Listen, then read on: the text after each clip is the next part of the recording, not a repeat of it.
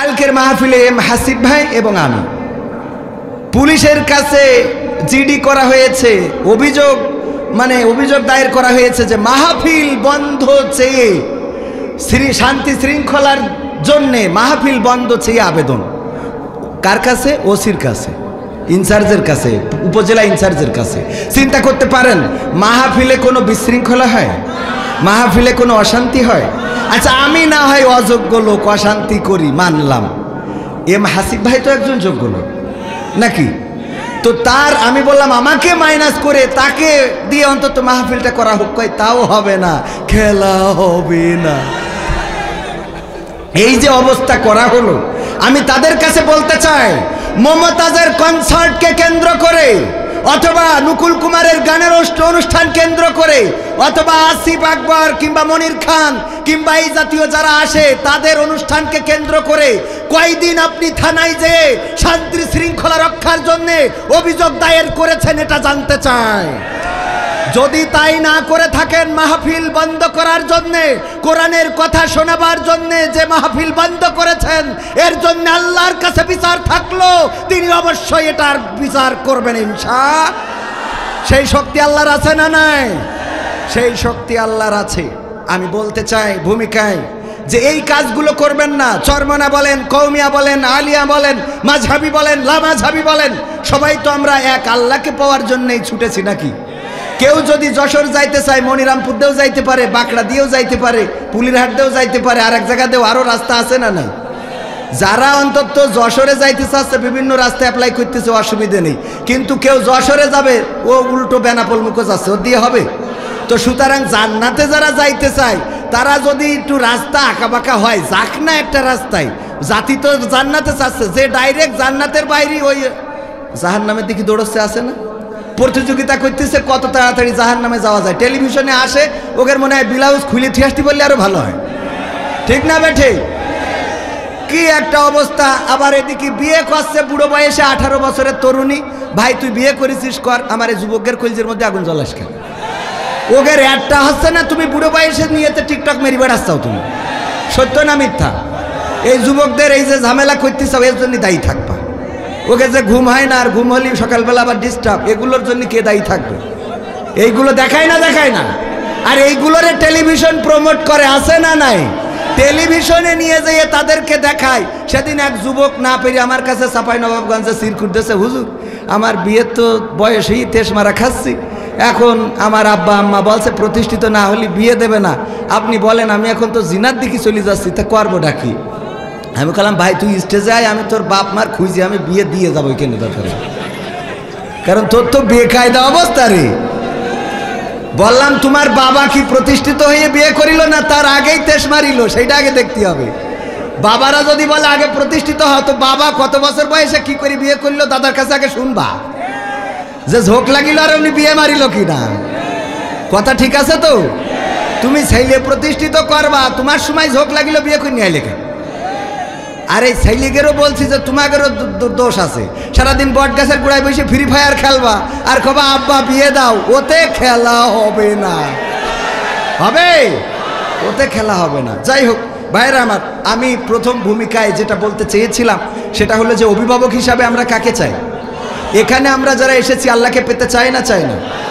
আল্লাহকে যদি পেতে চান এই মাহফিল শেষ না করে চলে যাব, ঠিক না বেঠিক? নাকি থাকবো? এখানে থাকলে সব আছে না নাই? আমার আল্লাহ বললেন ওয়াইযা কুরিয়াল কুরআনু ফাসতামিউ লাহু ওয়া আনসিতু লাআল্লাকুম তুরহামুন। আমার আল্লাহ বলছেন যখন তোমাদের সামনে কোরআন পড়া হয়, কোরআন তেলাওয়াত করা হয়, তখন তোমরা চুপ থাকো, তোমাদের হৃদয়ের কান দিয়ে শোনো, যাতে করে তোমাদের উপরে আল্লাহর রহমত বর্ষণ হতে পারে। বলেন সুবহানাল্লাহ। আল্লাহর রহমত চায় না চায় না? আমরা অভিভাবক হিসাবে যারা আল্লাহকে পেতে চাই, অভিভাবক হিসাবে যারা আল্লাহকে চায়, আমরা মাত্র অল্প সময় 1 ঘন্টার একটু বেশি, 1 ঘন্টার একটু সময় এখানে কুরবানি করতে রাজি আছি না নাই? এটাই আপনার পথ দেখাতে পারে। আল্লাহ যার অভিভাবক হয়ে যায় তার আর দুশ্চিন্তা থাকে না, খাবারের চিন্তা থাকে না। এক সময় চিন্তা করতাম বউকে কি খাওয়াবো, বাচ্চা হইলে আরো কি খাওয়াবো। অথচ এই চিন্তা ছিল না বাচ্চা হইলে তো বোধ দুধ খেয়েই তো বাঁচবে, মানে টেনশন হইতো যে বউয়ের কি খাওয়াবো আর বাচ্চাদের কি খাওয়াবো, এই টেনশনে ঘুম হতো না। আল্লাহ বলল টেনশন আমারে দিয়ে দাও, তুমি নিশ্চিন্তে থাকো। আল্লাহর কাছে কতবার কেঁদেছি, ওগো আল্লাহ তুমি এমন একটা জীবন দাও যেই জীবনে কোনো ঋণ দিবা না, বড় মোটা অঙ্কের টাকার মালিক, একটুখানি বসে, মোটা অঙ্কের টাকার মালিক করে দাও, এটা চায় না। কোটি কোটি টাকা থাকবে তা চায় না, গাড়ি থাকবে বাড়ি থাকবে চায় না, একটা ঋণমুক্ত জীবন চাই, সাদামাটা জীবন চাই, যে জীবনে কোনো পেরেশানি থাকবে না। কেঁদেছি আল্লাহর কাছে, আল্লাহর কাছে আসে না নাই? আল্লাহ এত দিয়া দিয়েছেন, চাইলাম অল্প দিল বেশি, চাইছি একখান মোটর সাইকেল দিয়ে দিয়েছে 4 চাকার গাড়ি, তাও বললাম একখান হলি হয়, আল্লাহ দেশ দুখন। একতলা বাড়ি চাইলাম হয়েছে 2 তলা। বিশ্বাস হয় না আপনাদের?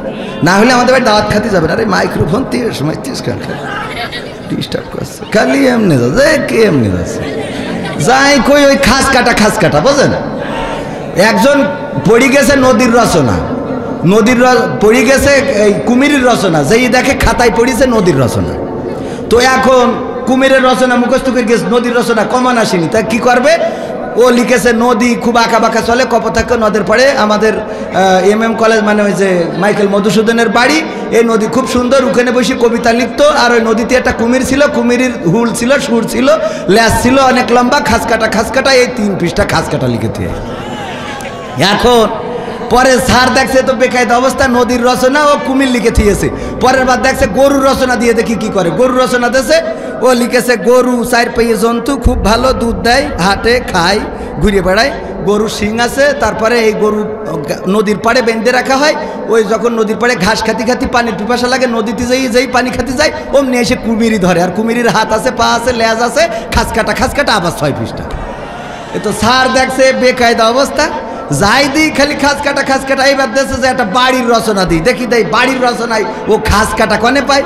তো বাড়ির রচনা লিখেছে একটা বাড়ি খুবই সুন্দর, টিনের ছাউনি, ঘর আছে, জানালা আছে, দরজা আছে। এই বাড়িটা ছিল এক নদীর কিনারায়। সেই নদীর কিনারায় বাড়ি থাকার কারণে ওই বাড়ির এক বাচ্চা শিশু খেলতে একদিন নদীতে পড়লো, কুমির এসে ধরে নিয়ে গেল। আর কুমিরের হুল আছে, সুর আছে, দাঁত আছে, এই আছে, নোক আছে, লেজ আছে, খাস কাটা আবার 12 পৃষ্ঠা। তো স্যার তো দেখছে এ তো বেকায়দা, এইবার দিলে শেরে বাংলায় কে ফজলুল হকের রচনা দেই, দেখি শেরে বাংলায় কে ফজলুল হকের মধ্যে ও খাস কাটা কনে পায়। এইবার লিখেছে শেরে বাংলায় কে ফজলুল হক ছিল বাংলার বাঘ, অনেক বড় মাথা, রুটি খেত অনেক, এবং খুব ভালো দেশের জন্য লড়াই করেছে, সংগ্রাম করেছে। যখন ভারতের সাথে আপোষ মীমাংসা হয়ে গেল তখন বলেছিল যে আমরা খাল কেটে কুমির নিয়ে আসিছি, আর এই কুমিরের হুল আছে, সুর আছে, আর এরকম বড় একটা লেজ আছে, খাস কাটা 19 পৃষ্ঠা। মানে এর এই খাস কাটা, তো মাইক্রোফোন খালি খাস কাটা, মানে যাই বলি টানিং করে। বিষয়টা বুঝতে পারিছেন? আমার ভাইয়ের আর একটুখানি পরে খাতি পাঠাবো, তার একটু বসায় রাখিছি, কারণ আপনারা তো এই যে আমার যুবকেরা, তোমরা হাজার বললু বসপান, আমার বোঝা হয়ে গেছে। তোমরা তো আমাকে সরকারের দলের লোক না, ও তোমাকে দিয়ে হবে না। সরকারি দলের হলে বসো, দাঁড়িয়ে কেন? এটা তো ভালো লাগে না। মাসুদ তুমি কি ভালো হবে না? বলছি একটু বসতি, এরা কথাই শুনছে না, এদের কি করে কথা শুনবো? কোন দিনই জায়গা আছে না? জায়গা আছে তো, এখন আমি শুরু করিনি, আমি স্টার্ট দেবো আর একটু পরে। আজকে তো আকর্ষণ, যা ইচ্ছা তাই হবে। ওরে বাবা, যেদিন বক্তা থাকি ওই দিন বুঝি যে ওয়াজ করতে হবে, সিস্টেম আছে না। এখন ভিক্ষে করতে গেলি পোশাক আশাক ছিঁড়া না থাকলে একটু ছিঁড়ে নিতে হয় না? তা না টাইকট পরি যদি ভিক্ষে করতে যেত মারি বসবে। তো এই জন্য আজকে এখানে কি প্রধান আকর্ষণ, তো আকর্ষণ আর প্রধান আলোচকের আলোচনা করা শেষ, এখন আকর্ষণ যা করা দরকার করবো, খেলা হবে, ঠিক আছে তো? আর জাগের একটু চুলকাবে, ওরা আবার থাকবে না, ও বললু থাকবে। সময়টা তো বড্ড খারাপ, আপনি তো ভাই সব জানেন, বুঝে শুনে কথা বলে ওয়াজের রীতি টানেন। সময়টা তো বড্ড খারাপ, আপনি তো ভাই সব জানেন, বুঝে শুনে কথা বলে ওয়াজের রীতি টানেন। উস্কানি ফুস্কানি মূলক বলবেন না কোনো কথা, এই মঞ্চে রাজনীতি ভাই করবেন না অযথা। আমরাও ভাই কোরআন জানি, মানি মোটামুটি,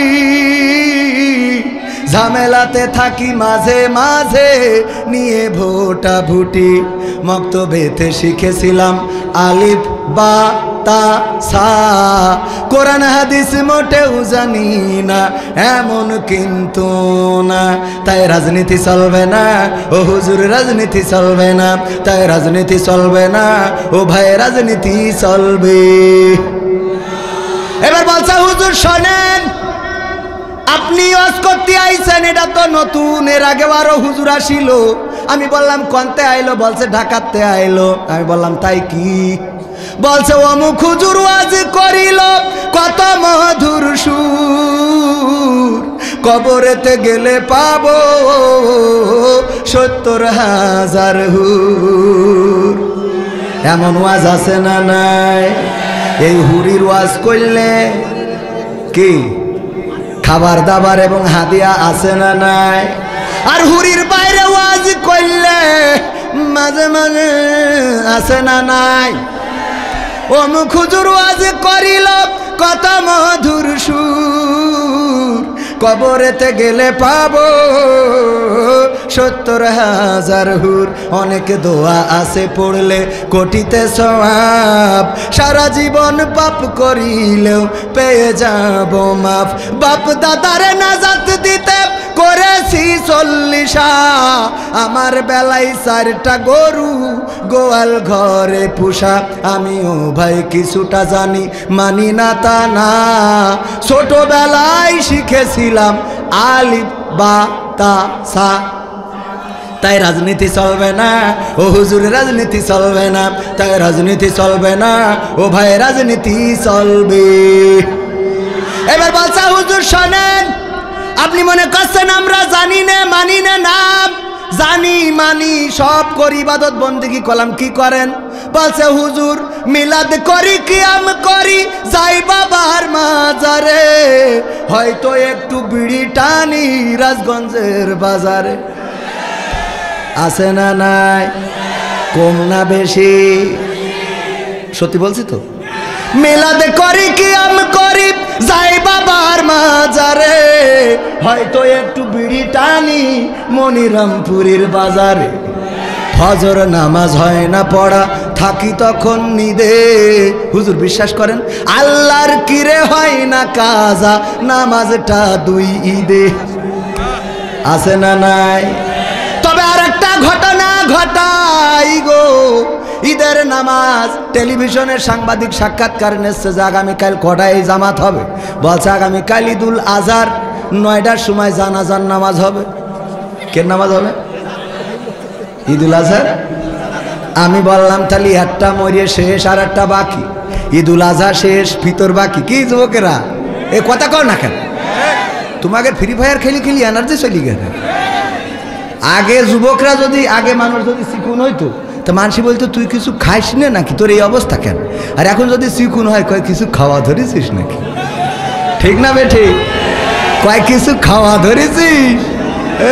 পাকামো হুজুর সব জানে। হ্যাঁ, এ হুজুর তো সে হুজুর না, এ হুজুর আরো পরে অনেক বড় হুজুর হবে ইনশাআল্লাহ। ও মাহফিল শুরু করা হয়নি ভাই, বসায় রাখেছি, খাতে পাঠাবো। শুরুটা করে নি, হ্যাঁ মাঝখানে থাক, শুরুটা করে নি। আজকে কোন জায়গায় সে লিখা কই? ও হ্যাঁ পাইছি, রোহিতা শেখ পাড়া। তাইলে তো আর অসুবিধা নেই। হ্যাঁ, শেখ পাড়ায় কোনো ভয় আছে নাকি? ভয় জামাত পাড়া হলে, বিএনপি পাড়া হলে ঠিক আছে। রোহিতা শেখপাড়া মাঠ প্রাঙ্গণ মনিরামপুরের আজকের এই যুব সমাজের উদ্যোগে আয়োজিত প্রথম বাৎসরিক তাফসিরুল কোরআন মাহফিলের শ্রদ্ধাভাজন সভাপতি আলহাজ মাস্টার হাফিজুর রহমান সাহেব ভালো আছেন তো?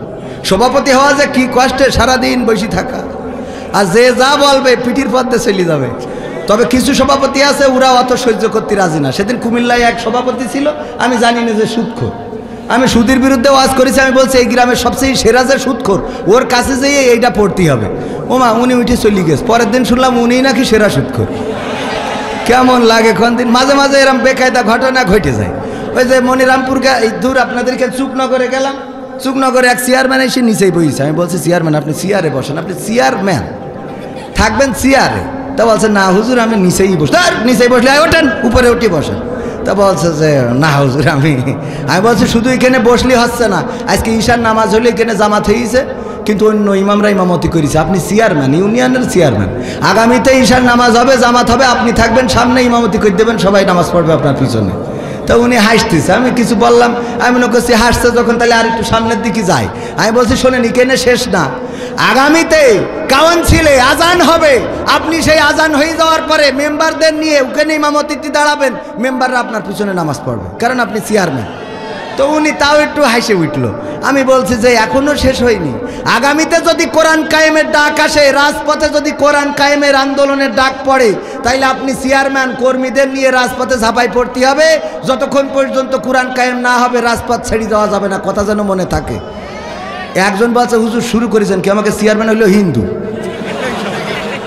তাই আমি বলছি তো এটা আগের থেকে বা না, এ তো আর একটু দেরি করলি তো আমি একবার মক্কা মদিনাতে হজ ওমরা করাই নিতে থুয়ে দিতাম এখানে। তো এখন এই মাঝে মাঝে একটু মিস্টেক হয়। আমার চৌগাছায় গেলাম এক মাহফিলি, চেয়ারম্যান বসা, চেয়ারম্যান চিন্তা করি আমি সরকারের উন্নয়নগুলো তুলে ধরলাম, যে পদ্মা সেতু এত কিছু করেছে, এত উন্নয়ন মাননীয় প্রধানমন্ত্রী, আসলে উন্নয়ন তো আছে, এই যে মেট্রো রেল সব বলেছি। বলার পরে মুনাজাতের সময় বলছে হুজুর খালেদা জিয়ার জন্য একটু দোয়া করে দেন। আমি বলছি কে, তা বলছে আমি বিএনপি চেয়ারম্যান। আমি বলছি তার সহ্য না করি পারা যায়, সারাদিন উন্নয়নের কথা বললাম, এখন কোন আপনি বিএনপি চেয়ারম্যান, এ ভাল লাগে কোন? তো এই জন্যে মাঝে মাঝে একটু পিটির পথে যায়, তো গেলেও কী করা হয়, ধৈর্য ধরি থাকতে হয়, প্রোটেকশনে আছে আলহামদুলিল্লাহ, মাস্টার মানুষ আলহামদুলিল্লাহ। এছাড়া আলোচনা করেছেন, জিকির করেছেন, জিকিরের বয়ান করেছেন মাওলানা মুফতি মামুনুর রশিদ সাহেব, বিশেষ আলোচক ছিলেন হাফেজ মাওলানা শেখ শওকত বিন কাশেম। এবং আমি বসায় রাখিছি আমার ভাইকে এই জন্যে যে শায়েখ সাইফুল্লাহ বিন কুরবান ভাই, উনি বন্ধুবর হলেও উনি আমার থেকে অনেক বিজ্ঞ বিচক্ষণ একজন আলোচক আলহামদুলিল্লাহ। আল্লাহ ওনার কণ্ঠকে বিশ্বময় কবুল করুন, বলেন আমি। আল্লাহ রাব্বুল আলামিন যেন উনাকে এই বাংলাদেশ শুধু নয় গোটা বিশ্বের বাংলা ভাষাভাষী মানুষের কাছে দিন প্রচার করতে পারে, সেই তৌফিক যেন দান করেন, বলেন আমি। উদার প্রকৃতির মানুষ, উনি একজন বড় আলেম, আমার থেকে বড় আলেম, বাট উনি আমার আগে উনি ওয়াজ করেছেন, আমার আগে উনি ওয়াজ করেছেন, করে সুযোগ করে দিয়েছেন। আমার পাশে আছেন আপনাদের এলাকার কৃতি সন্তান, চেনেন কিনা, চেনেন কিনা? আপনার এলাকার সন্তান, আপনাদের খুব ভালোবাসার মানুষ, আমাদের জাহাঙ্গীর স্যার, উনি বীরশ্রেষ্ঠ কি যেন মুক্তিযোদ্ধা কলেজের প্রফেসর। আমি আর মুখস্থ থাকে না, ব্রেনের সমস্যা। একজন বলতেছে আমার মেধা, বলছে আব্বা আমি 2টা পুরস্কার পাইছি, বলছে কৃষি, বলছে একটা হইলো মেধা তালিকায় আমি সেরা হয়েছি, এই জন্যে একটা পুরস্কার পাইছি, বলছে আর একটা, বলছে আর একটা তো মনে নেই। তাহলে ওর কি মেধা চিন্তা করতে হবে, ও মেধা তালিকায় ফার্স্ট হয়েছে তাই ওর একটা পুরস্কার, আরেকটা পুরস্কার কে জন্য তা ওর খেয়াল নেই, বোঝা গেছ তো? মানে মানুষের তো শয়তানের তো শেষ নেই। বলছে যে স্যার বলছে এর মধ্যে অলস কিডা কিডা, একটু হাত উঁচু করো আমি পুরস্কার দেবো, তা সবাই হাত উঁচু করেছে, একজন হাত উঁচু করেনি। বলছে তাহলে সব অলস, একটা খালি পাওয়া গেল যে অলস না। তা বলছে না স্যার, তা বলছে তুই হাত তুলিস নি কেন? তাহলে বলছে ও তোলে কিডা, তার মানে এইটা হইলো ওগের থেকে উপরে।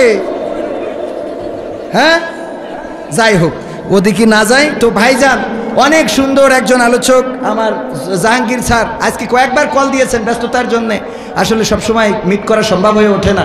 আপনাদের এলাকার সন্তান, অনেক বক্তার সাথে উনার সুসম্পর্ক রয়েছে, বক্তারাও উনাকে ভালোবাসেন আলহামদুলিল্লাহ। স্টেজে আছেন গণ্যমান্য ব্যক্তিবর্গ, আমার সামনে যারা, তারাই এই মাহফিলের প্রাণ, এই মাহফিলের স্পন্দন, এই মাহফিলের হৃদয়। আপনারা না থাকলে এখানে কেউ নাই, এই মাইক আর ক্যামেরা থাকলে কথা বলতে পারতাম? আপনারা আছেন বলেই মুখ থেকে কথা বের হবে। তো এই জন্যে এই আর পর্দার অন্তরালে আছে মা বোনেরা, আপনাদের থেকে মনে হয় 2টো বেশিই হবে, বেশি না কম? কমিটির লোক বেশি না কম? বেশি, কারণ ওরা সিরিয়াল দেখে, ওটা শোধ দেওয়া লাগবে না, কথা কয় না, শোধ দিতে হবে না। তো এই জন্যে মা বোনেরা পর্দার অন্তরালে আছেন, দাঁড়ানো বসা এখানে জায়গা হয় নাই, যারা দাঁড়িয়ে আছেন আমার কলিজার টুকরা যুবকেরা, সোনার ছেলেরা, সবাইকে আনুষ্ঠানিকভাবে সালাম জানাচ্ছি, আসসালামু আলাইকুম ওয়া রাহমাতুল্লাহ। আমরা আল্লাহর শুকরিয়া আদায় করি যে মহান রব দয়া করে মায়া করে আমাদেরকে মানুষ হিসাবে সৃষ্টি করেছেন। আল্লাহ চাইলে অন্য কোনো প্রাণী করে আমাদের পাঠাতে পারতেন না, পারতেন না? যে যুবকেরা আজকে ফ্রি ফায়ার পাবজি খেলো, যে যুবকেরা মসজিদে যাও না, নামাজ পড়ো না, একটু চিন্তা করে দেখো তোমার যে সুন্দর চেহারা, চুলের যে কাটিং মারো, যদি টাকলা মুরাদের মতো করে দিত ফ্যাশন মারার কথা মনে থাকতো না। আমার এখানে চান্দি পড়ে যাচ্ছে, নসিবটা ভালো, আগে বিয়ে হয়ে গেছে। এই যে পড়ে যাচ্ছে এই চুলগুলো দিয়েছেন কে? আল্লাহ যদি চুল না দিতেন তাইলে তোমার ওই ফ্যাশন কুত্তা কাটিং ওইটা মনে থাকতো না। আজকালকের ছেলেরা এবার খাতি পাঠায়। আমার ভাইয়ের জন্য দোয়া করার জন্য বসেছিলাম। তাহলে আপনিও খেয়েতে আসেন, হ্যাঁ খেয়ে আসেন, অসুবিধা নেই। আমার ক্যামেরাম্যান কিছু আছে, আমি সবসময় চেষ্টা করি ক্যামেরাম্যানরা ওদের একটু দুটো ডাল ভাত খাওয়াবেন, যা আছে একটু নিয়ে যান, সাথে করে দুটো ডাল ভাত খাওয়াই দেবেন। হ্যাঁ, আল্লাহ সবাইকে কবুল করুন, বলেন আমিন। আর যদি আপনারাও খাতে চান একসাথে লাস্টে, রাজি আছেন? ইনশাআল্লাহ রাজি আছেন? আল্লাহর শুকরিয়া আদায় করে বলেন আলহামদুলিল্লাহ। আজকালকের ছেলেরা বই নিয়ে আর বসে না, গুগলে সার্চ করিয়া পড়ি। ওরে একালের মেয়েরা কোরআন হাদিস ধরে না, আমার মনিরামপুরের মা বোনেরা কোরআন হাদিস পড়ে না, ও আল্লাহ টিকটকে ভিডিও ওরা করে। আজকালকের ছেলেরা বই নিয়ে আর বসে না, গুগলে সার্চ করিয়া পড়ি। আগের সময় প্রেম করিলে সভাপতি বলতো পাইছ কি, এখন বলে শখ করিয়া বাবু তুমি খাইছ কি? বলে না, বলে না। বাবু তুমি খাইছ কি? কেন কি কুদি? ও তো বুড়ো ধাড়ি হয়ে গেছে। ওরে তুমি বাবু বলো কোন আন্দাজে? ও কি এখন ফিডার খাওয়ালো? কথা কয় না। এইগুলো আছে না নাই? আমার যুবকদেরকে ফেরানোর দরকার আছে না নাই? যুবকেরা ধ্বংস হয়ে যাচ্ছে, তাদেরকে ধ্বংস করার মতো রাস্তা করে দেয়া হচ্ছে। বিভিন্ন সিনেমা বাংলাদেশ এবং ভারত একযোগে চালানো হয়। এই বিভিন্ন সিনেমা চালিয়ে আর ইউটিউব ফেসবুকে নোংরা ভিডিও, অশ্লীল ভিডিও দিয়ে আমার যুবকদেরকে ধ্বংস করার পরিকল্পনা হাতে নেওয়া হয়েছে না নাই? নাই। আবার নতুন করে চালু হয়েছে ট্রান্সজেন্ডার, সমকামিতা। একেতে বিয়ে হয় না, আবার এর মধ্যে ঢুকাচ্ছে সমকামিতা। বলেন এগের কি আমরা ওয়াজ করে ঠেকায় রাখতে পারবো? নাকি বাটামেরও দরকার আছে না নাই? সেই বাটাম যদি কায়েম করতে হয়, বাংলার জমিনে কোরআন কায়েমের দরকার আছে না নাই? আর কোরআন যদি কায়েম করতে হয়, নিজেদেরকে কোরআনের আঙ্গিকে গড়ার দরকার আছে না নাই? নিজেদেরকে কোরআনের আঙ্গিকে গড়ার শপথ নিতে হবে। ওগো আমার ভাইয়েরা, এখানে যারা এসেছেন, আল্লাহ যাদেরকে পছন্দ করেছে তারাই আসতে পেরেছেন। আমি হতভাগা, আমি অযোগ্য। আপনাদের মধ্যে যতটুকু বলবো কোনোটা আপনার খোরাক হয়ে যেতে পারে। এখানে যারা এসেছেন একটু চিন্তা করতে পারেন, জীবনে কত গুনাহ করেছেন। জীবনে অনেক গুনাহ আছে, এমন অনেক গুনাহ আছে যেই গুনার খবর মা যদি জানতো বাড়িতে ভাত রান্না করে খাওয়াতো না। এমন গুনাহ আছে না নাই? বাবা যদি জানতো বাড়িতে ঢুকতে দিত না। গ্রামের বন্ধুরা যদি জানতো গায়ে থুতু নিক্ষেপ করতো। এমন গুনাহ তুমি করেছো। স্ত্রী যদি জানতো বলতো তুমি আমার এমন স্বামী, তুমি এত গুনাহ করে বেড়াও। আমার স্ত্রী যদি জানতো, কবির বিন সামাদ হুজুর মানুষ হজ করে বেড়ায়, আড়ালের গুনাহগুলো যদি জানতো বলতো কেমন হুজুর তুমি এত মানুষের সামনে ওয়াজ করে বেড়াও, অথচ তোমার এই চরিত্র। ওগো আমার ভাইয়েরা, এমন অনেক গুনাহ আছে পৃথিবীর কেউ জানেন না। জানেন কে? সেই আল্লাহ যদি জানে, সেই আল্লাহকে হাজির নাজির জেনে এখানে যারা বসেছেন, আল্লাহর কাছে আমরা ক্ষমা চাইবো, আল্লাহর কাছে আমরা পানাহ চাইবো, আল্লাহকে আমরা অভিভাবক হিসাবে চাইবো। হতে পারে এই মাহফিলটা আমার আপনার নাজাতের ওসিলা। বলেন সুবহানাল্লাহ। আল্লাহ সেটা করে দিতে পারে না, পারে না। আর যাকে কবুল করবে না, আল্লাহর নবী বলেছেন, আল্লাহ যাকে জাহান্নামের জন্য তৈরি করেছে, আল্লাহ যে জাহান্নামে যাবে সে সারাটা জীবন ভালো কাজ করার পরেও মৃত্যুর আগে জান্নাত যখন তার 1 বিঘাত অথবা কিছু অংশ দূরে থাকবে, এই সময়ও এমন খারাপ কাজ করবে যে আল্লাহ খুশি হয়ে তার জাহান্নাম দিয়ে দেবে। বলেন নাউজুবিল্লাহ। আবার অনেকেই আছে সারাটা জীবন অন্যায় করলো, গুনাহ করলো, জেনা করলো, ব্যভিচার করলো, কিন্তু আল্লাহ রাব্বুল আলামিন তার মৃত্যুর সময় এমন কোন কর্মের পরে সন্তুষ্ট হয়ে গেল যে আল্লাহ তার জান্নাত দিয়ে দিবে। বলেন সুবহানাল্লাহ। সুতরাং এই মাহফিল সবাই এখানে থাকতে পারবে না, সবাইকে এখানে রাখবে। রাখবে? আমার সভাপতি সাহেবের বাড়ি মুরগি আছে, ওই মুরগি ডিম দিয়েছে 10টা, 5টা ডিম উনার মেয়ের জামাই আসিল, আসার পরে 5টা ডিম ভেজে খাওয়াই দিয়েছে। আছে কয়টা? 5টা ডিম। এই 5টা ডিম যখন মুরগি তাওয়া লাগা হয়েছে, বলছে এই মুরগি তাওয়া লাগা হয়েছে, 5টা ডিম কেমন করে বসাই, তুমি গ্রাম থেকে আর 5টা ডিম খুঁজে নিয়ে আসো। সারাদিন খালি মাহফিলের সভাপতি করবা তা তো হবে না। এখন সভাপতি সাহেব খুঁজে খুঁজে 5টা ডিম খুঁজে পেয়েছে, কিন্তু মুরগির না হাঁসের। কের? মুরগির নিচেই, পেটের নিচেই দিলে ফুটবে না? ফুটবে না। 10টা বাচ্চাই যখন ফুটেছে, শীতের সকাল, কুয়াশায় আচ্ছন্ন, মুরগি বলতেছে ওগো আমার বাচ্চারা শোনো, তোমরা কুয়াশায় ভিজবা না, তোমরা ঠান্ডা লাগাবা না, আমার কোলের কাছে থাকবা, আমি যা খাই খাবা, আমি যা পরি পরবা, আমার সাথে সাথে থাকবা, দূরে দূরে যাবা না। 5টা মুরগির বাচ্চা সাথে থাকে, কিন্তু ওই যে 5টা হাঁসের বাচ্চা আছে, ওরা খালি যেই দিকে পানি ওই দিকে দৌড় দেয়। বোঝা গেছে? মুরগি বাচ্চা এই দিকে বিয়াদব কোথায়, এই এত করে বললাম দূরে যাবি না, উপরে ইসরাইল ঘুরে বেড়াই, যে কোনো সময় সবল দিয়ে নিয়ে চলে যেতে পারে, কেন যাস ওইদিকে দূরে দূরে, আমার কাছে থাক। এই 5টা বাচ্চা দেখ আমার কাছে থাকে, তোরা 5 জন দূরে যাস কেন, তোরাও তো আমার বাচ্চা। এরপরে বইলে যখন যাচ্ছে টিউবওয়েলের পাড়ে, পচা কাদা পানি আছে না নাই, পচা কাদা পানি হাঁসের বাচ্চা পাওয়ার পরে ওখানে নেমে মনে হচ্ছে যে কালকে ঈদ হবে, ওরে বাবা কিলিবিলি শুরু করেছে। করে না? করে না? মুরগি বলছে ওরে আমার বাচ্চারা, আমার বোঝা হয়ে গেছে, তোকে আর ওয়াজ করি লাভ নেই, কারণ তোরা আমার জাতের না, আমার বোঝা শেষ। কথা কি বোঝা গেছে? তোরা আমার জন্মেরও না, অন্য কারো জন্মের। তোরা যদি সত্যিকার অর্থেই আমার জাতের হইতিস, তাইলে 5টা যে মুরগির বাচ্চা আমার সাথে থাকে, তোরা 5 জনও আমার সাথে থাকতিস। আমার বোঝা হয়ে গেছে তোরা আমার জাতের না, এই জন্যই তোদের যাই বলি কোনো কিছু কানে ঢোকে না। তোদের ওই ভালো লাগে চটপটির দোকান, তোদের ভালো লাগে ফ্রি ফায়ার পাবজির ঘর, তোদের ভালো লাগে ক্যারাম বোর্ড, তোদের ভালো লাগে ওখানে যে আড্ডা মারা। যতই বলা হোক এই সামিয়ানার তলে তোদের জায়গা হবে।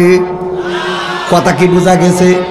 যারা জাতের তারা থাকবে, আর যারা জাতের না ওদের যাই করেন থাকতে পারবে, কারণ ওরা ওখানে যাবে, ওই পচা কাদা পানি মাখবে আর বলবে এসে বললো খেলা হবে। কি বলবে না? বলবে না? ভাইরা আমার, গান তো শেষ করতে পারছি না, অর্ধেক করে রাখছি, মনে আছে কিনা? সব শোনাবো, একবারে কষে দেবো, যতটুকু সময় আছে সময়ের মধ্যে প্রথম আলোচনাটা করে নি। আবার কোরআনের আয়াত তেলাওয়াত করেছি প্রথমেই, শুরুতেই মনে আছে কিনা? পবিত্র কোরআনের সূরা তহার 55 নম্বর আয়াত। কয় নম্বর? 20 নম্বর সূরার 55 নম্বর আয়াত। আমরা এই আয়াতটা কোথায় পড়ি বলেন দেখি?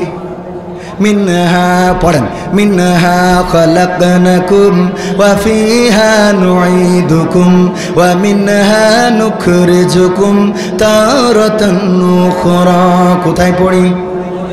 মৃত ব্যক্তির কাছে, মরা মানুষকে যখন কবরে নামাই তখন আমরা এই আয়াত পড়ি, অথচ এই আয়াত ওই মরা মানুষের জন্য নাজিল হয় নাই।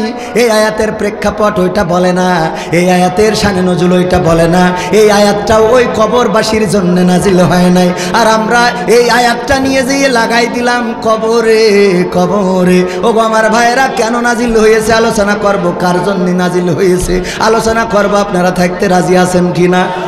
থাকতে কি রাজি আছে? আমি জানি মনিরামপুরবাসী ইসলামের জন্য নিবেদিত প্রাণ, কোরআনের জন্য নিবেদিত প্রাণ।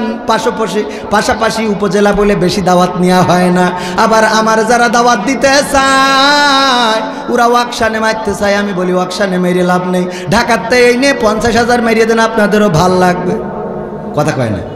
পাশের তো যারা আনতে চায় কয় হুজুর বাড়ি আপনার এই পাশে, আসবেন এসে আপনি বাড়ির থেকে কুলি করলে লিখে নিয়ে ফেলা যায়, আপনার এত হাদিয়া দিতে হবে কেন? আমি বলি ঢাকাতে নিয়ে আসেন, টাকা বেশি দেন, ভাল লাগবে। কথা কয় না? গ্রামের ইমাম মসজিদে কি চাকরি হয়? না, হয় না। বড় আলেম, গ্রামের আলেম, গ্রামের সন্তান, ওর দোষের শেষ নেই। ওর বউ পর্দা করে না, ও এই করেছে, ও তাই করেছে, ও মাঠে যায় ছাগল খাওয়াতে, ও গরু খাওয়ায়, ওর কাপড় উপরে উঠে যায়, ওর গামছা মাজায় থাকে, ও আল্লাহ দোষের শেষ নাই না আই রে। কিন্তু আমার বাইরেতে যে ইমামটা আনেন, ওই ইমাম যে ছুটিতে যাইয়ে নামাজ পড়ে না, এরা কিরা দেখে? কথা কয় না? সত্যি না মিথ্যা? হক কথা বললে অনেকের গায়ে লিখবেন, তা তো বলি লাভ নেই। কারণ আমার বলছে যে হুজুর সময়টা তো বড্ড খারাপ, আপনি তো ভাই সব জানেন, বুঝে শুনে কথা বলে ওয়াজের রীতি টানেন। মনে আছে তো?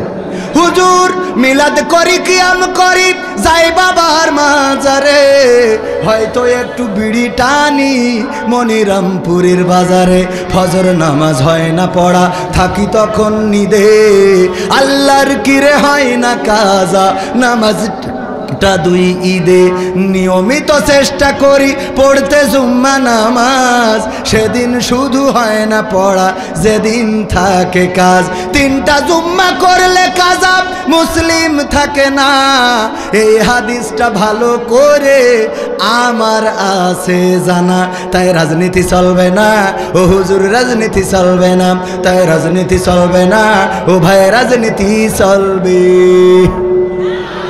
এবার বলছে হুজুর শোনেন, এই যে কোরআন শরীফ আপনারা পড়ে ওয়াজ করেন, এ কোরআন আমি পড়েছি, আমার বউ পড়েছে, আমার শাশুড়ি পড়েছে, শ্বশুর পড়েছে, আমার শালা এমনকি শালিও পড়েছে, কিন্তু এই কোরআনে জিহাদ কোথায় আছে আমি তো খুঁজে পেলাম না। কয় না কথা, কয় না জিহাদ মিহাদ কোথায় আছে দেখিনি কোনখানে, দরগা পীরের মাজার আমার অনেক বেশি টানে গো বাবা, অনেক বেশি টানে, আছে না নাই? জিহাদ কোথায় আছে খুঁজে পায় না, কেন পায় না? কেন পায় না? পড়ে কিন্তু বোঝে না। ওরে আল্লাহ, এই কথা কত এত কষ্ট হয়, পড়ে কিন্তু বোঝার দরকার আছে না? এই জায়গায় মালয়েশিয়ায় ছিলেন মনিরামপুর অনেকেই আছে, আমার সাথে দেখায় ছিল না, হাত তোলেন হাত তোলেন, এই যে অনেকেই আছে। একজন মালয়েশিয়ায় তার মা নিয়ে গেছে, নিয়ে যাওয়ার পরে মা মরি গেছে, তো যাওয়ার পরে চিঠিটি লিখে পাঠাইছে মা ইবু সুডা মাতি, ইবু সুডা মাতি, ওই যে যারা মালয়েশিয়ায় আছে ওরা বুঝতে পারছে, মানে মালাই ভাষায় ইবু সুডা মাতি মানে মা মরি তেস মারা শেষ।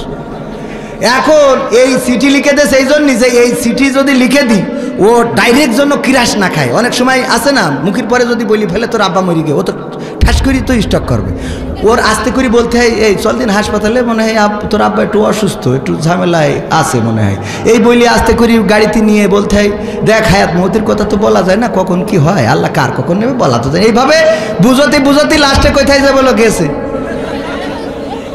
ঠিক না বে ঠিক? মরি গেলে আপনি ফসাং করেন এই তোর আব্বা মরিয়ে গে, ও তো ওখানে স্টক করবে, আয় হায় আমার তো তেজ মারা শেষ, এখনো বিয়ে হইল না। ঠিক আছে তো, কথাটা বুঝবেন। এখন ও পাঠাইতেছে যে মালাই ভাষায় লিখে দিলাম, আমার এক চাচা থাকে মালয়েশিয়ায়, তাহলে চাচার কাছে যাবেন, চাচা ছুটিতে গেছে, যে কইবেন এই যে কি লিখে দেস এ তো বুঝিনি, একটু বুঝাইতে দিন, তা চাচা সান্ত্বনা দিয়ে বলবেন যে দেখ হায়াত মৌতের কথা তো বলা যায় না, কিল্লা ফতে।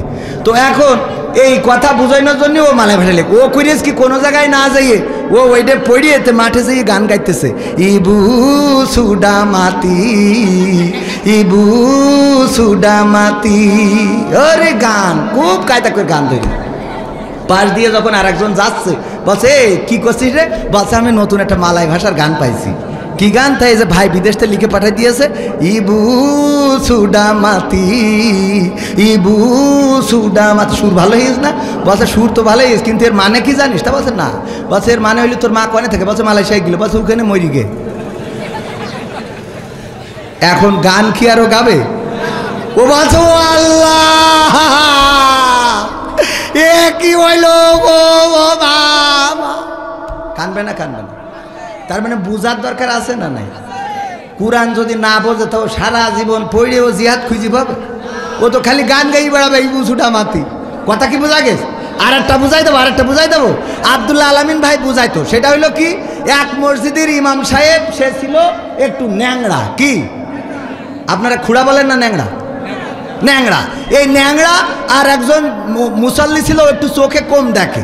তো দুইজনে ওই টেলিভিশনের দোকানে, চার দোকানে বসে চা খাচ্ছে। তা হুজুর বলছে যে এবার মাশরাফির দল খুব ভালো খেলতেছে। বলছে ভালো খেলতেছে, ও তো ভোট করি এমপি, ভালো খেলছে না ছাই খেলছে। বলছে সাকিব হাসান ভালো খেলছে। তা বলছে সেও তো এমপি। দুইজনে তর্ক করতে করতেই এক পর্যায়ে মাগরিবের আজান হয়েছে। ইমাম বলছে যে শোনো, ইমাম মনে আছে তো? কি ন্যাংরা। ইমাম বলছে চলো আজান হয়ে গেছে, নামাজটা পড়ে আসি। মসজিদে যেই নামাজ পড়ছে, ইমাম নামাজের মধ্যে তেলাওয়াত করেছে, ওয়া কানা মিনাল কাফিরিন।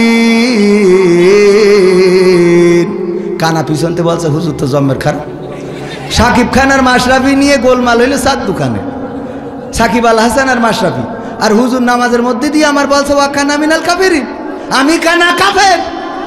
এ কোন ধরনের হুজুরে? আচ্ছা হুজুরির আজকে মাফ করে দিলাম, এবার কোনোদিন যদি বলে তাইলে সেদিন ছাড়বো না। এরপরে আবার যেদিন আর একবার তেলাওয়াত করি ফেলাইছি ইমাম সাহেব ওয়া কানা মিনাল কাফিরিন, কানা বলছে হুজুর আগের দিন মাফ করে দিলাম, আপনি আমার গ্রামের হুজুর, হাজার হলো মসজিদের ইমাম, আপনার সম্মান আছে। আর আপনার কত যত্ন করে আমরা খাওয়াই, আমার বউ মুরগি জবাই করে কিডনি ফুসফুসে খুলে আপনার খাওয়ায়। আর আপনি প্রতিদিন নামাজ দিয়ে বলেন যে ওয়াকানা মিনাল কাফিরিন। আপনি ইমাম, আপনার বলার অধিকার আছে বলে আমার প্রতিদিন কাফের বানাবেন তা হবে না।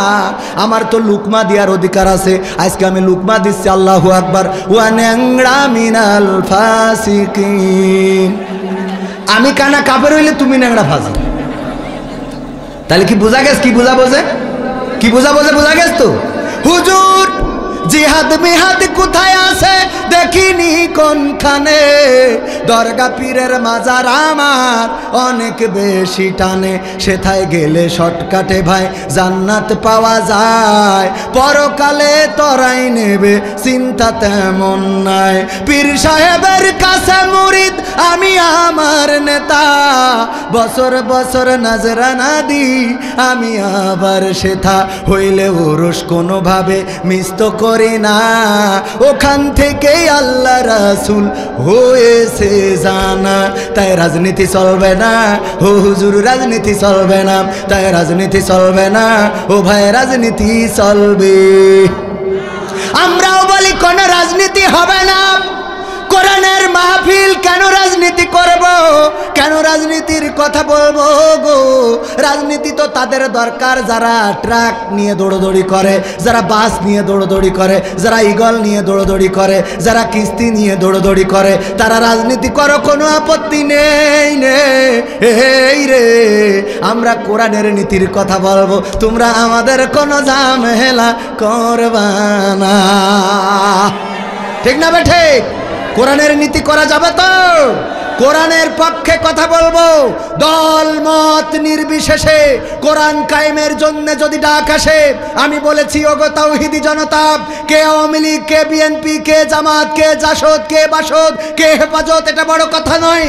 আল্লাহর দিন আল্লাহর জমিনে কায়েম করতে হবে, যেইখানে আছো সেইখান থেকেই তোমাকে চেষ্টা করতে হবে। কোরআন কায়েমের জন্য যদি ডাক আসে, দিন কায়েমের জন্য যদি ডাক আসে, মুসলমান পরিচয়ে সব ভেদাভেদ ভুলে রাজপথে থেকে বুকের তাজা রক্ত যদি ঢেলে দিতে হয়, বুকের তাজা রক্ত ঢেলে দিয়ে সেই রক্তের সাগরে সাঁতার কেটে কেটে একটি রক্তাক্ত বিপ্লবী কালেমার পতাকা বাংলার জমিনে উড়ানোর জন্য প্রস্তুত কারা কারা দুটি হাত দেখতে চায়?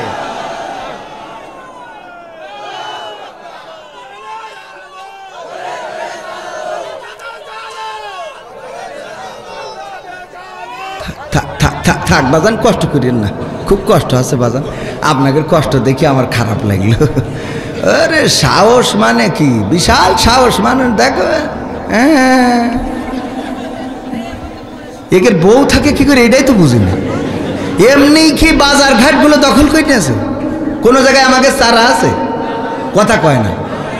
আর আমার গেলি এই যে এখানে কিন্তু লিখে দিয়েছে, এই যে দেখেন হুজুর অনেক মা বোন এসেছেন, তাদের সম্বন্ধে কথা বল, মা বোনকে ভালো বানাবো, এরাই তো ভালো হইল না, মানে আমরা পুরুষরা ভালো হলাম না, তা মা বোনদের কী ভাই? একজন শুনেছে যে হুজুর যদি স্বামী নামাজ না পড়ে, তাহলে স্ত্রী যদি নামাজ না পড়ে তা স্বামী তার জন্য জাহান নামে যাবে। ও আজ শুনে বাড়ি যেই বলছে এই ওঠ, তা বলছে কে? বলছে ওঠ নামাজ পড়তে হবে। কেন? বলছে যে কবির বিন সামাদ আইলো বলিছে যে স্ত্রী নামাজ না পড়লে স্বামী জাহান নামে যাবে। তা বলছে তাই কি? বলছে তুই নামাজ না পড়লে আমি জাহান্নামে যাবো, তাই কি মানে? তা বলছে তুমি তো নামাজ পড়ো না। বলছে আমার জন্য আমি জাহান্নামে যাবো, তোর জন্য যাবো কে? আমার জন্য আমি যাবো, অসুবিধে নেই, তোর জন্য যাবো, তুই কি মনে ভাবিছিস? ওঠ। বলছে শীতের রাতে ডিস্টার্ব করি না, কালকে পড়বান। বলছে কে আর কালকে? আজকে তোর এখনই নামাজ, কি এর কালকে? বলছে শীতই কোন পাগলের ওয়াজ শুনেছ কদিন? তা উঠোয়ে জোর করে উজু করাই নিয়ে আইসে, থর করে কাঁপতেছে। বলছে তো বলো এখন কোন নামাজ? তো বলছে পড় যা হয়। বলছে যা হয় পড়, কি রাত বাবা 12টার সময় কের নামাজ খাও শীতি বাসছি নে, তুমি ইমামতি দাঁড়াও, আমি পিছনে দাঁড়াই। তা বলছে যাই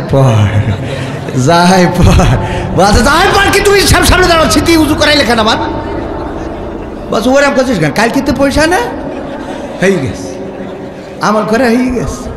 উনি সারাদিন চার দোকানে থাকবে, ওই পরিমণি, তারপরে বুবলি, তারপরে এই যে এইসব আছে আরো নাম আপনারা জানেন সব, আমি করতে পারবো না, ওই সব দেখি বেড়াবে। আর আমাদের কাছে ফোন দেখাবে, হুজুর আমার বউ বেপর্দাশীল হয়ে গেল, একটু ওয়াজ করে দিয়েন। ওরে বেপর্দা তো তুই, খেলা তোর কোনোদিন পাওয়া যায় না মসজিদে, বেপর্দা কিডা কথা কয় না।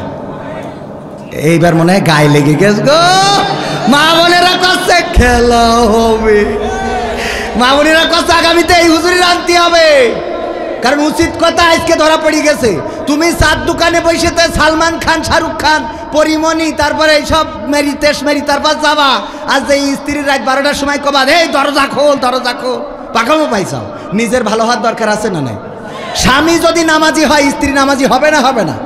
এই যুবকেরা আসছে লাইলাতুল 14 ফেব্রুয়ারি, লাইলাতুল ভ্যালেন্টাইন্স ডে, ও 14 তারিখে মোটরসাইকেলের পিছনে নিয়ে গদখালি যাইয়ে ঘুরে ফুলের মালা একটা নিকে এনে দিয়ে তে ঘুরে নিয়ে বেড়াবে, আর বিয়ের সময় বলবে হুজুর একটা হাফেজা মেয়ে দেখে আমার লাইন করে দেন। পাকামো কুতাগার, হাফেজা দেখে তুই যাইটারে তেজ মেয়ে তুলি উঠা কিরা নেবে, কথা কয় না। এই সত্য না মিথ্যা? আবার ওরাও খারাপ, 14 তারিখ আসলি কয় শোনো তুমি যদি 3 পিস না দাও তাহলে বলো আমি আবুল মেম্বারের ছেলের সাথে কাটাকাটি। সত্য না মিথ্যা? এ এখন করে কি বাবার লুঙ্গি চুরি করে বেশি 3 পিস কেন? এই অবস্থাগুলো করছে মেয়ে মানুষরাও যাবে, ওরা গদখালি যায়, মেয়ে মানুষ না গেলে ওরা গেছ কি করে? আর এগুলো শাসন করার মতো কেউ নেই, আমি ছাড়া দেখি কেউ কোনো কথা বলে না। বলেন কেউ কোনো চোখের সামনে দেখ খারাপ হয়ে যাচ্ছে, চোখের সামনে পর করে গেলে কিছুই বলিনি আমি। হ্যাঁ, কেউ প্রতিবাদ করে? প্রতিবাদ করছেন না মানে আপনি আপনার জাহান্নামটা ডেকে নিয়ে আসছেন। মা কয় কি কয় অবু তোর মেয়ে কোচিংয়ে যায়, তো বলছে আজ শুক্রবার যাবে কেন? বলছে আল্লাহ তোর মেয়ে মনে হয় তো ব্রিলিয়ান না কেন? তো বলছে আমার মেয়ে শুক্রবার কেন, ঝড় বৃষ্টি 10 ডিগ্রির নিচেই থাকলেও যায়। এবার হঠাৎ করে একদিন বলছে যে অবু 3 দিন হইল মেয়ের খুঁজে পাচ্ছি না। বলছে কেন? তো বলছে আসেনি, বাড়ি আসেনি। বলছে তাহলে কোনে কোচিং করে বেড়াচ্ছে? কোচিং করতে গেছে 3 দিনে একটা না কোচিং কাছে। পরে খোঁজ পাওয়া গেল কক্সবাজারেও কোচিং মাস্টার আছে না নাই? এগুলো কি করে ভালো বানাবো? স্টার জলসা জি সিনেমায়, স্টার জলসা জি সিনেমায় জ্বলছে বাংলাদেশ, হিন্দি সিরিয়ালে আমার মা বোন করলো শেষ, ইমো মেসেঞ্জার কলে মা বোন করলো শেষ, পরিবারের অশান্তি আজ যাহার কারণে ও সব চ্যানেল দাদার দেশের তাও তো সবাই জানে, পরিবারের অশান্তি আজ যাহার কারণে ও সব চ্যানেল দাদার দেশের তাও তো সবাই জানে, বন্ধ করলে ও সব চ্যানেল, বন্ধ করলে ও সব চ্যানেল খেপবে দাদা বেশ, হিন্দি সিরিয়ালে আমার মা বোন করলো শেষ, স্বামী স্ত্রী নাই কোনো মিল সিরিয়ালের অবদান, কত নারী যাচ্ছে ছেড়ে স্বামী ও সন্তান, স্বামী স্ত্রী নাই কোনো মিল সিরিয়ালের অবদান, কত নারী যাচ্ছে ছেড়ে স্বামী ও সন্তান, পরকিয়া প্রেমের লাগি, পরকিয়া প্রেমের লাগি সংসার হইল শেষ, হিন্দি সিরিয়ালে আমার মনিরামপুরের মা বোন করলো শেষ, নামাজ পড়ার পায় না সময় সিরিয়ালের লাগি, স্টার জলসা জি সিনেমা দেখে সারা রাত্রি জাগি, কেউ বাই আবার হিন্দু আনির, কেউ বাই আবার হিন্দু রানীর ধরে নানান বেশ, হিন্দি সিরিয়ালে আমার মা বোন করলো কি। কথা সত্য না মিথ্যা? পর্দা করে না, আবার অনেকেই পর্দা করে নামমাত্র, এমন এমন বুরকা পরে গো, ওই দেখে আবার ঝামেলা আছে না নাই? তার মানে তার কি পর্দা করার ইচ্ছা না? পর্দা করার ইচ্ছা না। ও বলে হ্যাঁ ওই যে দোকান হয়েছে, হ্যালো হ্যাঁ বল্টু, হ্যাঁ তুমি কখন আসবা? হ্যাঁ একদিন সিনাক্সে যাবো। হ্যাঁ আমার স্বামী টাকা পাঠিয়েছে। ও স্বামী টাকা পাঠিয়ে ও সিনাক্সে যাবো আরেকজনের সাথে। এই কথা সত্য না মিথ্যা? স্বামীর কথা ভাল লাগে না। বল্টু ফোন দিলে, হ্যাঁ বল্টু ভাই তোমার ওই কুত্তা কাটিং কোথা থেকে দিয়েছো? অনেক ভালো লাগতেছে। হ্যাঁ বেবি, এবার যে এর মধ্যে স্বামী কল ঢুকাই ধরি, এ কি হয়েছে তোমার? এত ফোন দাও কেন তুমি? এই বিদেশে কি কাজ করা লাগে না? মালয়েশিয়ায় গেছো তুমি খালি বোর কাছে ফোন দেওয়ার জন্য? হ্যাঁ বল্টু ভাই, হ্যাঁ ওই পাগলটা ফোন দিয়েছিল। ওরে পাকামো, স্বামীর সাথে এক টন, বল্টুর সাথে আর এক টন আছে না? ও গো আমার মা বোনেরা, এইগুলো যদি করে থাকেন আল্লাহর কসম আপনার স্বামীর আমানতের খেয়ানত করেছেন। আর এটার জন্য পরকালের ময়দানে আল্লাহর নবীর সুপারিশ পাবেন না, কারণ যারা দায়ুস হয়েছে তাদের সুপারিশ করবে না। আর আল্লাহর নবীর সুপারিশ যদি না পান গো, তাইলে জাহান্নাম আছে না নাই? দুনিয়ার এই অল্প কয়দিনের রং তামাশায় যদি আল্লাহকে ভুলে যান, আল্লাহকে যদি অভিভাবক হিসাবে মেনে না নেন, আল্লাহর প্রতি আপনি যদি আসক্ত না থাকেন, পরকালের ময়দানে বিপদে পড়া লাগবে না? আমাদের অভিভাবক হিসাবে কাকে পেতে চেয়েছি? আল্লাহকে। কেন চেয়েছি আর একটা বললে আপনি বুঝতে পারবেন। এক মাঠে গরু ঘাস খাচ্ছে, হঠাৎ করে একটা বাঘ বেরোয় গরুরে করেছে তাড়া। গরু দেখিস যে এ বাঘের সাথে তো দৌড়ই পারবো না, পাশে ছিল একটা কাদা নরম জায়গা, নরম ক্ষেত, ঝাঁপ দিয়েছে সেই ক্ষেতের মধ্যে। আর বাঘের গতি ছিল বেশি, ও ঝাঁপ দিয়েছে, কিন্তু গরু থুয়ে 3 হাত সামনে চলে গেছে। এখন এমন কাদা যে গরু উঠতে পারতেছে না, বাঘও উঠতে পারতেছে না, যত উঠতে যাচ্ছে তত জড়ায় যাচ্ছে। এর মধ্যে গরু জাবর কাটাচ্ছে। বাঘ বলছে, গরু তুই তো আসলে গরু। বলছে কেন? বলছে এই বিপদের মধ্যে তুইও কাদায় আটকে গেছিস, আমিও আটকে গেছি।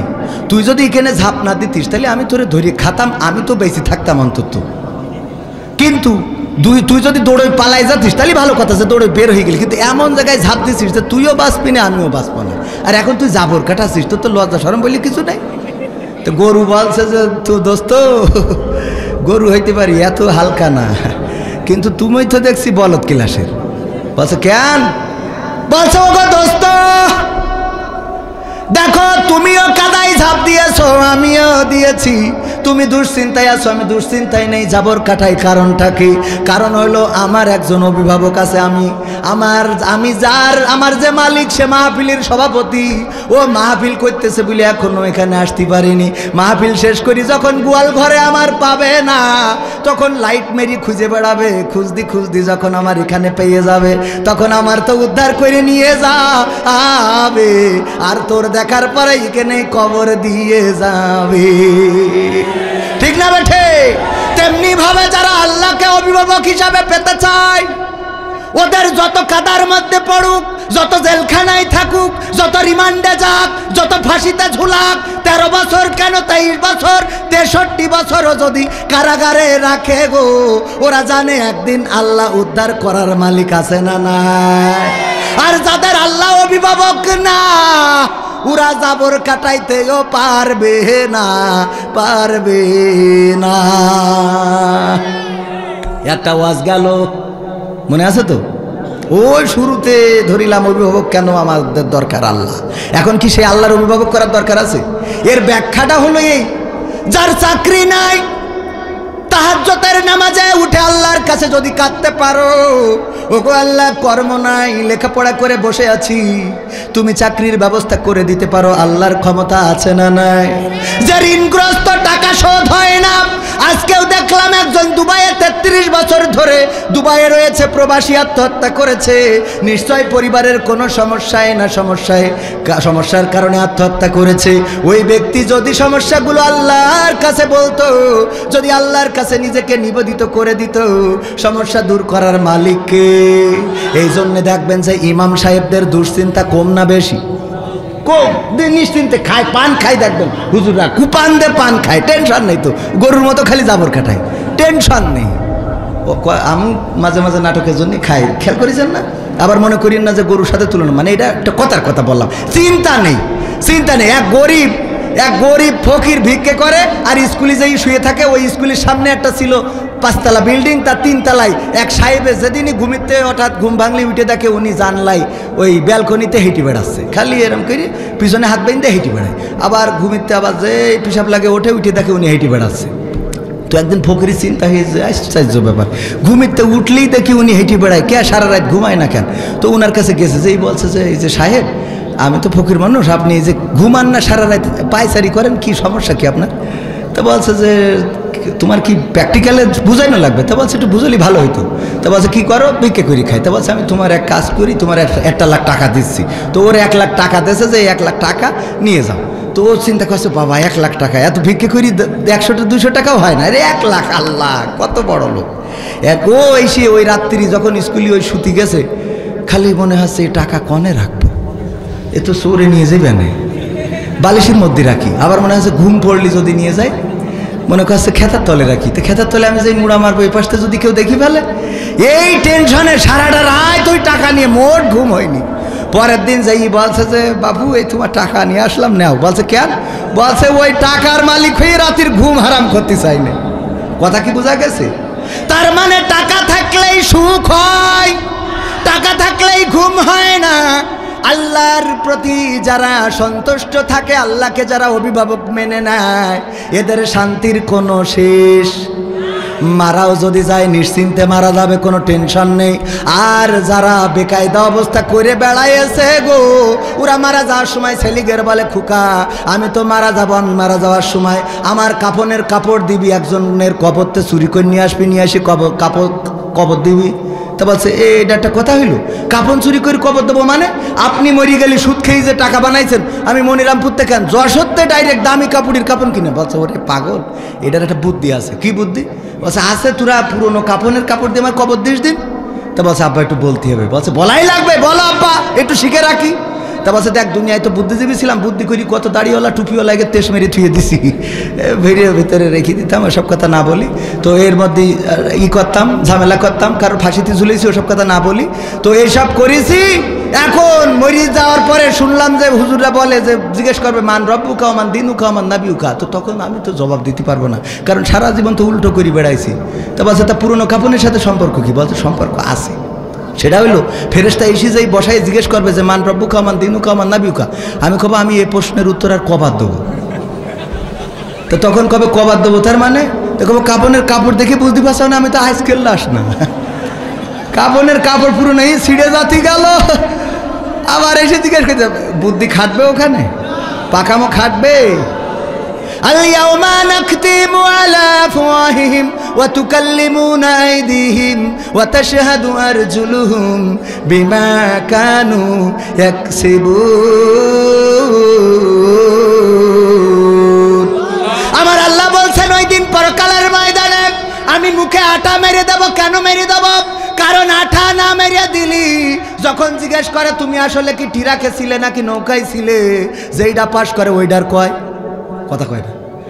সারা জীবন টিরাকের পিছনে কুপাইলো, যেই নৌকা পাশ করিছে বলছে নৌকা জিতবে এবার, নৌকা কথা কয় না। এখন এটার হিসাব নেওয়ার দরকার আছে না নাই? তুই অরিজিনাল এই টিরাক না নৌকা, এটা দেখার দরকার আছে না নাই? এই জন্য আল্লাহ মুখে আটা লাগাই দেবে গো, দিয়ে বলবে হাত তোর জবান খুলি দিলাম, কনে মারিল তাই কর। কথা কয় না। কথাটা কি বোঝা গেছে? এটা উদাহরণ, রাজনীতির কথা না বলো, এটা হলো উদাহরণ দিলাম। পরকালে যেই যখন বলবেন যে আল্লাহ আমার মতো আল্লাহর ওলি পৃথিবীতে নেই, আমি বিশাল ভালো ছিলাম, আল্লাহ কবে একটু চুপ থাক, তোর হাত মাত খুলি দিয়ে দেখি দেখি করেছিস। এইবার যেই খুলি দেবে কবে আল্লাহ মানুষের বেড়ায় একটাও রাখিনি। কথা কয় না। কি হবে বেঁচে থেকে অযথা বিদ্যা শিখে যদি না গড়তে পারি শোষণবিহীন সমাজটাকে? কি হবে বেঁচে থেকে? কি হবে ছাত্র সেজে চুমু খেয়ে সনদ খানা, যদি হয় বিদ্যালয়টা সমকামীদের আড্ডাখানা। কি হবে ছাত্র সেজে চুমু খেয়ে সনদ খানা, যদি হয় বিদ্যালয়টা পরিমণিদের আড্ডাখানা। এর চেয়ে মরাই ভালো, দেশ ছেড়ে যাওয়াই ভালো। এর চেয়ে মরাই ভালো, দেশ ছেড়ে যাওয়াই ভালো। কি হবে ধোকা দিয়ে বিবেকটাকে? কি হবে বেঁচে থেকে? অযথা বিদ্যা শিখে যদি না গড়তে পারি শোষণবিহীন সমাজটাকে। কি হবে বেঁচে থেকে? কি হবে যুবক নামের বোঝা হয়ে এই ধরাতে, যেখানে মা বোনেরা ধর্ষিতা হয় দিনে রাতে। কি হবে যুবক নামের বোঝা হয়ে এই ধরাতে, যেখানে মা বোনেরা ধর্ষিতা হয় দিনে রাতে। যৌবনের সার্থকতা ঘুচিবে সকল ব্যথা, যৌবনের সার্থকতা ঘুচিবে সকল ব্যথা। পারো যদি বলি দিতে মানুষরূপী পশুটাকে, পারো যদি বলি দিতে মানুষরূপী পশুটাকে। কি হবে বেঁচে থেকে? অযথা বিদ্যা শিখে যদি না গড়তে পারি শোষণবিহীন সমাজটাকে। কি হবে বেঁচে থেকে? কি হবে লেখালেখি কলমবাজির ওই মহড়া, সমাজের আসল চিত্র যদি না যাই তুলে ধরা। কি হবে টিভি চ্যানেল সাংবাদিকের এই ক্যামেরা, সমাজের আসল চিত্র যদি না যাই ভিডিও করা। যদি ওই ঘুষের বলে কলমটা উল্টো চলে, যদি ওই হ্যালো কলে এই হ্যালো, যদি ওই হ্যালো কলে ক্যামেরা উল্টো বলে, তবে কি যাবে রোখা দুর্নীতিকে? যাবে? তবে কি যাবে রোখা দুর্নীতিকে? কি হবে বেঁচে থেকে? অযথা বিদ্যা শিখে যদি না গড়তে পারি শোষণবিহীন সমাজটাকে। কি হবে বেঁচে থেকে? কি হবে নামাজি রোজা ইমানদারির বড়াই করে, কোরআনের কর্মীগুলো থাকে যদি কারাগারে। কি হবে নামাজি রোজা ইমানদারির বড়াই করে, কোরআনের কর্মীগুলো থাকে যদি কারাগারে। মসজিদের কোণে বসে জিকির যত করো খুশি, মসজিদের কোণে বসে তাসবিহ যত টানো ঠেসে, এভাবে যায় না পাওয়া আল্লাহকে। যাবে? এভাবে যায় না পাওয়া আল্লাহকে। কি হবে বেঁচে থেকে? অযথা বিদ্যা শিখে যদি না গড়তে পারি শোষণবিহীন সমাজটাকে। কি হবে বেঁচে থেকে? কি হবে আলেম হয়ে ইমাম সেজে মসজিদেতে, পারো যদি সত্য কথা উচ্চ স্বরে না বলিতে। আছে না নাই? অনেক আলেম আছে হক কথাগুলো সত্য কথাগুলো চাপা দিয়ে রাখে, বলে না। আবার অনেক আলেম আছে সত্য কথা বলতে গেলে তার ইমামতিও থাকে। এমন কমিটি আছে না নাই? হুজুর ওয়াজ শোনাবেন, আজকে আপনি আলোচনা করবেন ইব্রাহিম আলাইহিস সালামের জীবন নিয়ে। তার জীবনের কথাগুলো শুনতে চায়। ইসমাইল আলাইহিস সালামকে পাইলো 80 বছর বয়সে। ঘটনাটা ভুলে দিছি, একটু মনে করে দেবেন। হুজুর সভাপতি বলেছে, হুজুর যখন ওয়াজ করেছে ইব্রাহিম আলাইহিস সালামকে নিয়ে, বলেন নমরুদের কথা আসবে না? আসবে না? কথা কয় না। নামাজ শেষে সভাপতি ডাকছে, হুজুর এদিকে আসো। হুজুর এই চাই আলোচনা করতে বললাম কি আর করলেন কি? বলছে কেন? বলছে আপনি আমি আপনাকে বললাম হুজুর আলোচনা করবেন ইব্রাহিম আলাইহিস সালামের জীবন নিয়ে। বলছে আমি তো তাই করলাম। বলছে তাই করলেন আপনি? আপনি তো সারা জীবন দেখলাম আলোচনার মধ্যে খালি নমরুদের কথা কন, খালি। বলছে নমরুদের কথা কই, এটা তো বলতেই হবে, না বলে তো ইব্রাহিম আলাইহিস সালামের জীবন বলা যায় না। বলছে বলেন, তাতে অসুবিধা নেই, কিন্তু যখন নমরুদের কথা করছিলেন বারবার দেখছিলাম আমার দিকে তাকাচ্ছিলেন। মানে ঝামেলাই তাকায় না, ঝামেলাই কিসি? কারণ মনে দোষ আছে না নাই? মনে যার দোষ, ওই যে কাঁঠাল চোর ধরা মতো সালিশ ডেকেছে চেয়ারম্যান, বলছে কাঁঠালকে চুরি করেছো, আমি জানি চোর এর মধ্যে আছে, বিশ্বাস করো, যদি স্বীকার না করো তাইলে আমি কিন্তু প্রমাণ দিয়ে দেব। বলছে যে না, এর মধ্যে নেই নেই নেই। আপনারা ঘটনা জানেন, হঠাৎ করে চেয়ারম্যান বলছে চোর যে তার মাথায় তো কাঁঠালের আটা দেখাই যাচ্ছে, এখন কাঁঠাল যে মাথায় নিয়েছে ও মনে করছে সত্যিই কি লেগে আস নাকি, বোঝেননি? এই জন্য নমরুদের আলোচনা করলে যদি তোমার গা জ্বলে, ফেরাউনের আলোচনা করলে যদি তোমার গা জ্বলে গো, তাইলে বুঝে নিতে হবে কাঁঠালের আটা তোমার মাথায় গো। ইব্রাহিমের কথা বলতে গেলে নমরুদের কথা আসবে, মুসার কথা বলতে গেলে ফেরাউনের কথা আসবে, আবু জাহেলের আল্লাহর নবীর কথা বলতে গেলে আবু জাহেলের কথা আসবে। আর যদি বর্তমান সময়ে দিনের দায়ীদের কথা বলতে গেলে, দিনের দায়ীদের কথা বলতে গেলে অনেকের কথা আসতে পারে না। এরা কি ইচ্ছা করে বলা নাকি কোরআন হাদিসের সাথে মিলে যায় না? আমি বললাম সংবিধানে রাষ্ট্র ধর্ম ইসলাম আছে বলে তোমার কেন জ্বলে রে বন্ধু, তোমার কেন জ্বলে? কথাটা লাগবে কার? কথা কয় না, কার গায়ে লাগবে? কয় নমরুদের। সেই ধরি কি পড়ালাম আমি, সেই ধরি পড়ালাম কি? বলছে বেহেশতে যাবি, কিটা কিটা হাত তোল। তা সবাই হাত তুলিস, খালি ফজা হাত তুলিনি। বলছে ফজা তুই যাবি না? বলছে না, আমার বাড়িতে ছাগল খাওয়া যাইতে হবে। বলছে কেন? বলছে আমি যদি বাড়িতে ছাগল না খাওয়াই যাই, ছাগল যখন ভ্যাবাক করবে না, ও মা বেহেশতে টেনে নিয়ে কুবান চলবে না। বলছে তোর দে হবে না, তোর বেহেশতে আল্লাহ নেবেও না। তো এখন সেই ধরে বুঝলাম কি, বুঝলো কি ওরে ইসলাম মুছে দিতে চাইলো মুরাদ ভাই। কথা কি বুঝা গেছে? সংবিধানে রাষ্ট্র ধর্ম ইসলাম আছে বলে তোমার কেন জ্বলে রে বন্ধু, তোমার কেন জ্বলে? শয়তানে জ্বালে কি আগুন তোমারই বগলে, তোমার কেন জ্বলে রে বন্ধু, তোমার কেন জ্বলে? ইসলাম হলো শান্তির ধর্ম, আছে সুবিচার, অন্য ধর্মের প্রতি কভু করে না বিচার। মিলেমিশে থাকার কথা, মিলেমিশে থাকার কথা দিয়েছেন নবী বলে, তোমার কেন জ্বলের টাকলা, তোমার কেন জ্বলে?